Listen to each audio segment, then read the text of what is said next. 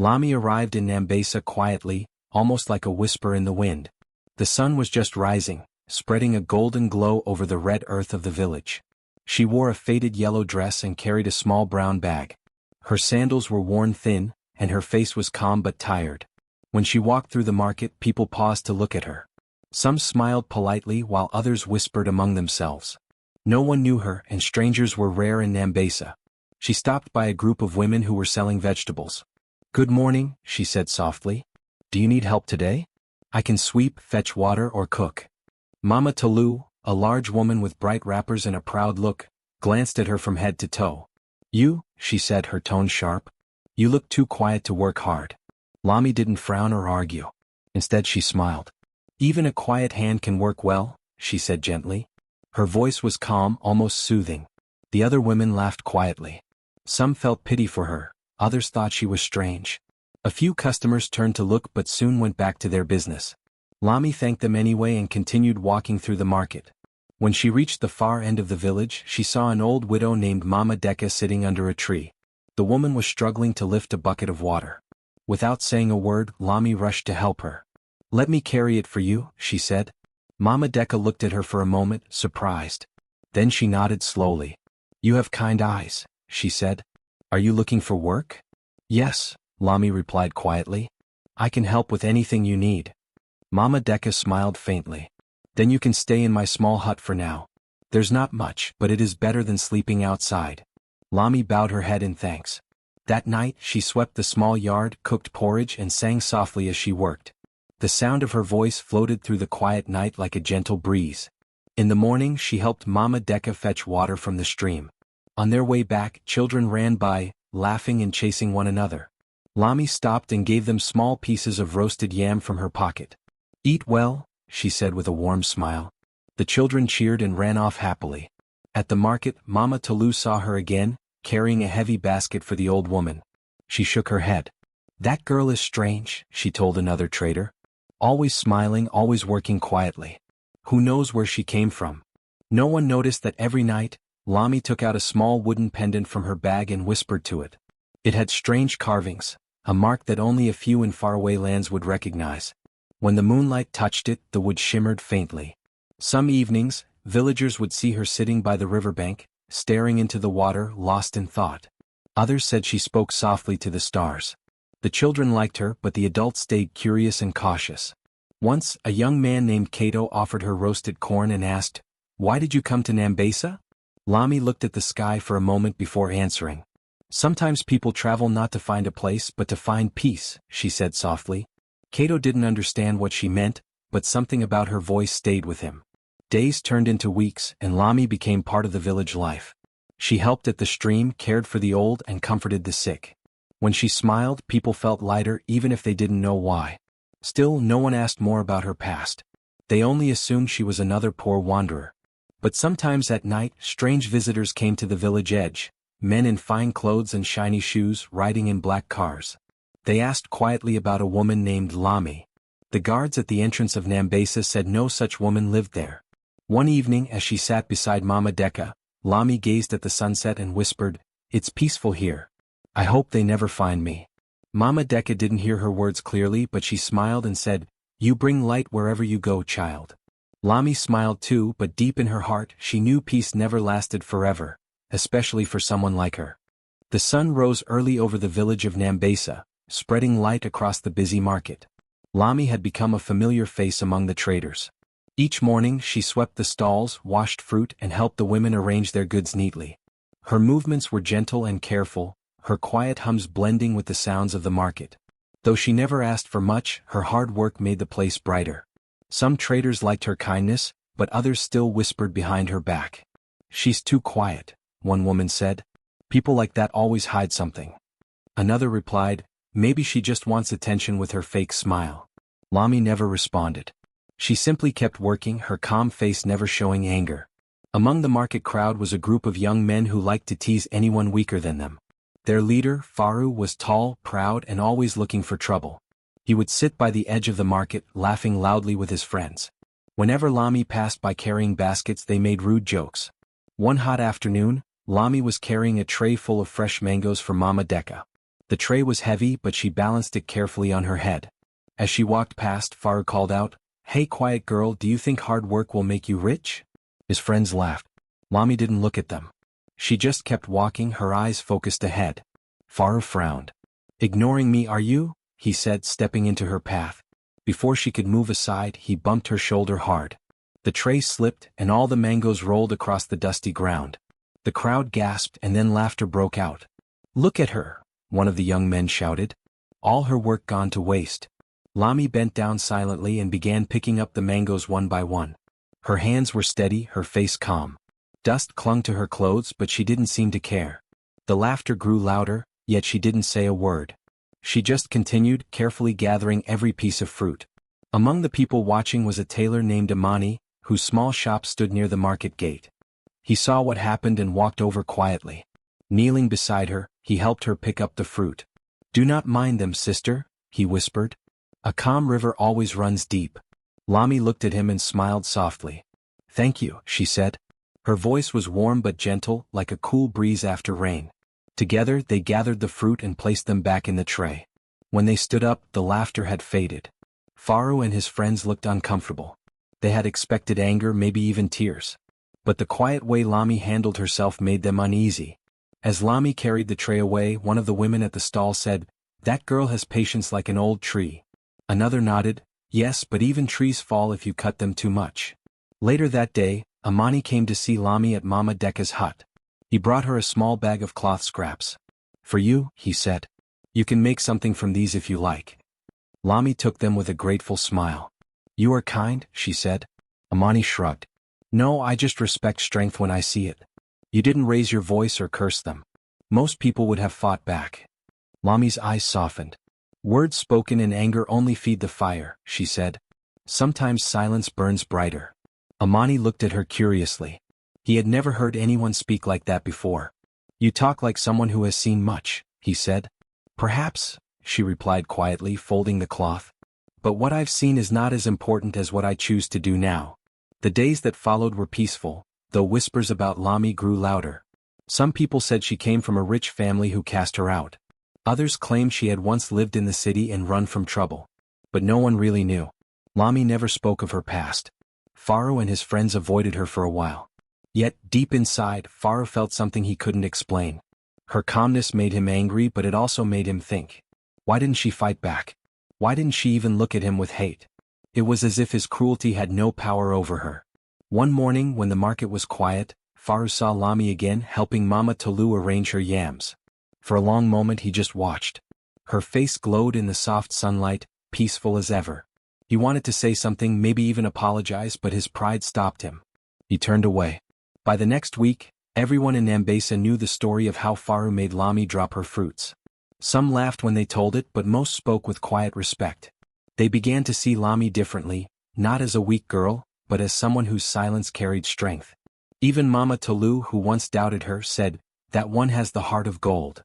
Trouble comes to her and still she stands tall." As evening fell, Lami sat outside the hut with Mama Deka peeling cassava. The old woman said, "Child, you never speak harshly even when wronged. Don't you ever feel angry?" Lami smiled faintly. "Anger comes, Mama, but I let it pass. The world has enough noise already. Someone must bring calm." Mama Deka nodded slowly, watching her. "You are not like other people, Lami. There is something about you that even the wind cannot touch." Lami looked at the sky where the first stars began to appear. "Perhaps the wind knows my name," she whispered softly. Mama Deka didn't understand, but she didn't ask. She only smiled, feeling comfort in Lami's quiet presence. In the distance, Faru watched from the shadows, his heart heavy with guilt he couldn't explain. Something told him that Lami was not just a poor wanderer. There was more to her, something hidden beneath her calm eyes and gentle smile. But no one in Nambesa was ready for the truth of who she really was. The week after the market incident was calm in Nambesa. The air was full of talk and excitement because word had spread that an important visitor would soon arrive from the capital city. The elders said she was a woman known for building schools, hospitals, and clean water wells across the country. No one knew her name yet, but everyone wanted to make the village look its best. The women began to sweep the market road. Children picked flowers to decorate the path leading to the village square. The drummers practiced their rhythms under the big baobab tree. Even Mama Tolu, who was often quick to complain, told everyone, "We must show our best side. Maybe this great woman will bring us help." Lami continued working quietly as always. She swept the stalls, washed fruits, and smiled as others rushed around her. When Mama Tolu saw her, she said sharply, "Lami, make sure the baskets are clean before the visitor comes. We cannot have dirt where rich people will walk." "Yes, Mama," Lami replied softly, wiping a basket with care. She did not show any emotion, though the corner of her lips held a secret smile. Amani the tailor passed by and said to her, "It is strange, Lami. Everyone seems more kind now that a rich visitor is coming." Lami looked up, her calm eyes thoughtful. "Sometimes kindness shows only when someone important is watching," she said gently. "But true kindness appears when no one is looking." Amani nodded. "You speak like a teacher," he said with a smile. "But tell me, why do you never talk about where you came from?" Lami looked at him quietly for a moment, then said, "Because some truths must wait for the right time." She turned back to her work, leaving Amani puzzled again. By evening the village was shining. The paths were swept, the huts decorated with palm leaves, and the smell of cooking filled the air. People wore their best clothes, and the elders gathered at the square, waiting. The next morning the sound of engines echoed through the hills. A convoy of shiny vehicles approached, raising clouds of dust. The villagers rushed to line the road, clapping and cheering. "She's here. The woman from the capital has come," children shouted. The vehicles stopped at the edge of the market. The first to step out were the elders and guards, followed by a few government officials. Everyone craned their necks to see the great guest. Then, slowly, a tall woman stepped out of one of the cars. She wore a long, elegant blue dress. Her hair was neatly tied, her posture calm and graceful. For a few seconds no one spoke. Then gasps filled the air. It was Lami. The same quiet woman who had swept the market floors, carried baskets, and shared food with children, now stood before them as the honored guest. Mama Tolu dropped the broom she was holding. "Yeah. It cannot be," she whispered. Amani blinked in shock. "Lami?" he murmured. "No. Lady Lami?" The village chief quickly stepped forward, bowing deeply. "Great one," he said in a trembling voice, "we did not know. Please forgive us." Lami looked around slowly, her eyes gentle. The same people who once mocked her now stood silent, their faces full of shame. Faru and his friends, who had laughed when she dropped her mangoes, hid behind the crowd. Lami spoke softly, her voice calm yet full of strength. "You did not need to know who I was to treat me with respect," she said. "A kind heart should not wait for titles or wealth." The crowd lowered their heads. Some of the women began to cry quietly. The chief cleared his throat nervously. "Lady Lami, we are deeply sorry. We only judged what we saw." Lami smiled faintly. "Yes," she said, "and what we see is not always the truth." She turned toward the market, walking slowly along the same path where she once carried baskets and fruits. The villagers followed behind her silently. She stopped by Mama Deka's stall, where the old widow stood trembling. Lami took her hands gently. "Mama Deka showed me kindness when others turned away. She did not ask who I was. She only gave me shelter. Such hearts keep a village strong." The people nodded quietly, realizing the truth in her words. Then Lami turned to Amani, who still looked stunned. "And you," she said kindly, "helped me when I was mocked. You spoke peace when others brought pain. May your days always be full of honor." Amani bowed deeply, unable to speak. As Lami walked toward the square, drums began to play again, this time softly, not out of celebration but out of respect. She stood on the raised platform where the elders had placed a chair for her. But instead of sitting, she looked at the crowd and said, "I did not come here to be served. I came to see how people live, how hearts work when they believe no one is watching." Her words echoed through the air. The people listened quietly, each one thinking of how they had treated her. Lami continued, "A village's greatness is not shown when important people visit. It is shown in how you treat the weak, the poor, and the strangers among you. That is the true measure of honor." Her gentle tone carried more weight than anger ever could. The elders nodded slowly, their eyes full of regret. Mama Tolu stepped forward, kneeling on the ground. "Forgive me," she said in a trembling voice. "I judged you wrongly. I called you lazy when you were only kind." Lami reached down and lifted her up. "There is nothing to forgive," she said. "We all learn. What matters is how we change after learning." Even Faru, who had hidden behind the crowd, came forward with his head bowed. "Lady Lami," he whispered, "I wronged you deeply. I laughed when I should have helped. I am sorry." Lami looked at him for a long moment, then said softly, "Let your regret guide you to kindness. Only then will it mean something." Faru nodded, tears welling in his eyes. The drums grew louder now, joined by the voices of the villagers singing softly. The shame in their hearts slowly turned to hope. They had learned a lesson they would never forget. As the ceremony ended, Lami walked through the village once more. Children followed her, laughing and holding her hands.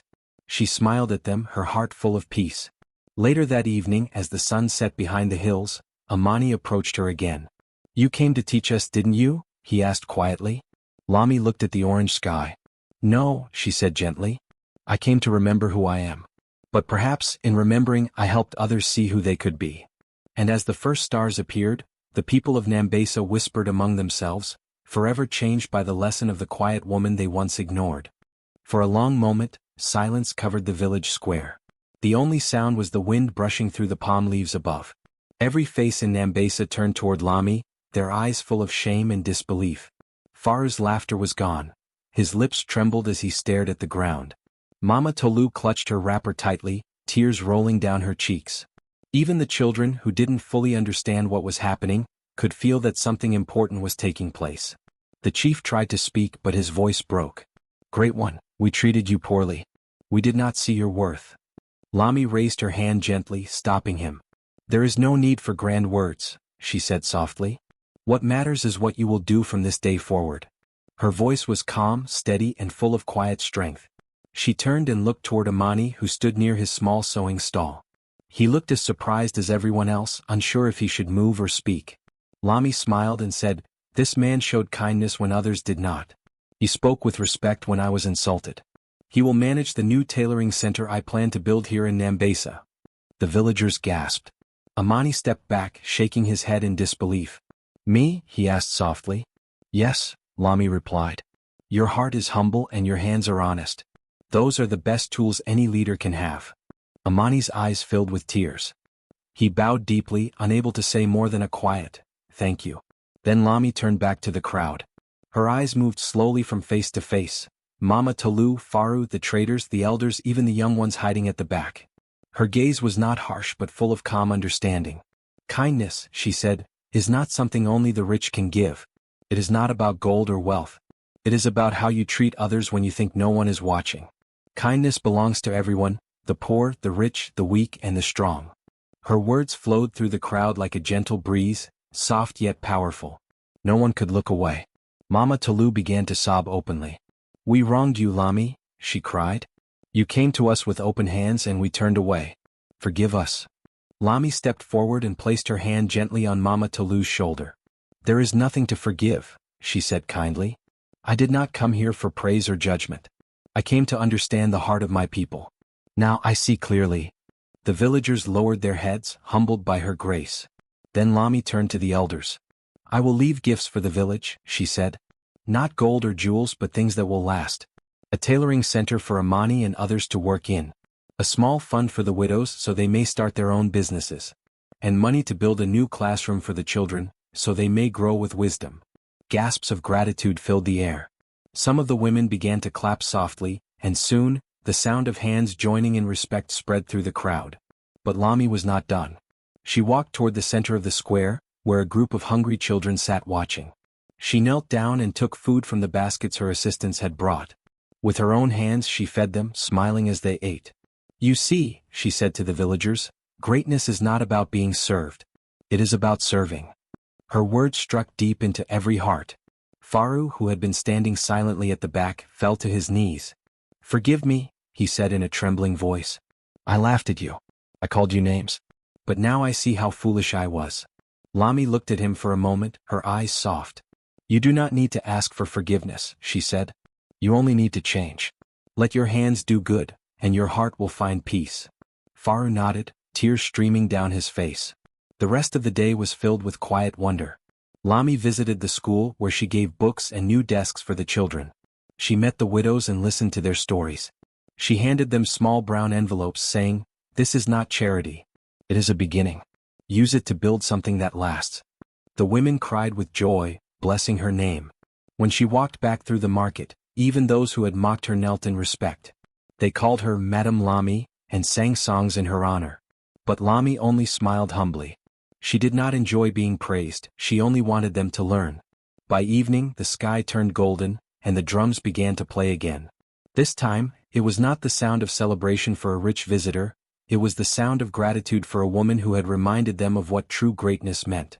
Mama Deka, the old widow who had given Lami a place to stay when she first arrived, sat near her and said quietly, "Child, you could have punished them. Yet you chose kindness." Lami smiled gently. "Because anger only closes hearts," she replied. "But kindness opens even the hardest ones." The villagers gathered around her, listening as she spoke. "Remember this," she said softly. "Power and wealth do not make us better people. What makes us great is how we treat others when we have nothing to gain." Amani, standing nearby, nodded. "You have changed Nambesa," he said. "We will not forget your lesson." As the stars appeared above, Lami looked around the square filled with light and laughter. The same place where people once mocked her was now full of warmth and unity. She smiled quietly, knowing her mission was complete. Before she left, she turned once more to the villagers and said, "Be kind to every stranger, for you never know who they might be. Sometimes a lesson comes in simple clothes." The crowd bowed their heads deeply. From that day on, the people of Nambesa treated every visitor with respect and care, remembering how the woman they had once called nobody had shown them the meaning of true humanity. And as Lami's car drove away that night, the sound of drums and singing followed her through the hills, songs of gratitude, wisdom, and a village forever changed by kindness. The sun rose gently over the hills of Nambesa, painting the sky in soft orange and gold. The village was full of quiet excitement that morning. People moved about early, sweeping their compounds, carrying water, and preparing food. But this day felt different. It was the day Lami was leaving. In just a few days she had changed everything. The market looked brighter, the people smiled more, and even the children's laughter carried a new kind of joy. Where there had once been pride and mockery, there was now humility and kindness. Lami stood outside the small house where she had stayed. Her bag was packed neatly beside her. She looked around the village, her heart full of peace. The old widow who had given her shelter, Mama Deka, stood by her side, holding her hand. "You came here a stranger," Mama Deka said softly, "but you leave as a blessing." Lami smiled. "And you, Mama, welcomed me when no one else did. That is a gift I will never forget." At the sound of drums in the distance, the villagers began to gather. One by one they arrived, farmers, traders, elders, children, all coming to say goodbye. Some carried fruits and baskets of food as gifts, while others came simply to see her face once more. Amani the tailor stepped forward first. He wore a clean shirt and carried his sewing kit proudly. "Madam Lami," he said with a smile, "because of you, I now have more work than I ever imagined. I will make sure others learn the same craft, just as you taught us to share." Lami nodded warmly. That is how a village grows, when one person's blessing becomes everyone's gain. Mama Tolu was next. Her eyes were red from crying. She walked slowly toward Lami, carrying a small bundle wrapped in cloth. "These are groundnuts," she said, her voice trembling. "A small token from my heart. I spoke badly of you, yet you gave us kindness. Please forgive me." Lami took the bundle gently and placed her other hand over Mama Tolu's. "Forgiveness is easy when the heart learns," she said softly. "You have learned, Mama. That is enough." Tears rolled down Mama Tolu's cheeks as she whispered, "Thank you." Then Faru came forward, his head lowered in shame. He couldn't look at Lami directly. "I was foolish," he said quietly. "I laughed at you when you had done nothing wrong. My friends and I forgot how to be human. I am sorry." Lami looked at him kindly. "We all make mistakes," she replied. "But wisdom comes when we admit them and change. Let your actions now speak louder than your past." Faru nodded slowly. "They will," he said. "They already have." The children gathered around, holding flowers they had picked from the fields. One small girl stepped closer and asked shyly, "Auntie Lami, will you come back?" Lami bent down and smiled at her. "I may not come back," she said gently, "but you will see me in your kindness. Every time you help someone, every time you choose to be good, I will be there." The little girl smiled brightly, clutching her flower. The chief stepped forward last, dressed in his traditional robe. "On behalf of Nambesa," he said, "we thank you for the lesson you have taught us. We will not forget your words or your example." He turned to the people and raised his staff. "From this day forward, no stranger will ever be mistreated in our land again. We will remember that the one we mock could be the hand that blesses us." The villagers murmured in agreement. Some began to clap, Others sang softly. The air was full of warmth and gratitude. Lami looked around one last time. "My friends," she said, "keep helping one another. Kindness is the seed of peace. When you plant it, your lives will always bear good fruit." Her driver opened the car door and she turned to wave at everyone. "Thank you for your love," she said, her eyes shining. Mama Decca hugged her tightly. "Go safely, child," she whispered. "May your light never fade." As the car began to move, the villagers followed it for a short distance, waving and calling her name. Children ran barefoot along the road, their laughter mixing with the rhythm of the drums. Some people wiped their tears, others smiled proudly. When the car finally disappeared over the hill, the crowd stood in silence for a while. Then Mama Talu spoke softly. "She came as a stranger and left as our teacher." Faru nodded. "We will not forget," he said. From that day the people of Nambesa changed.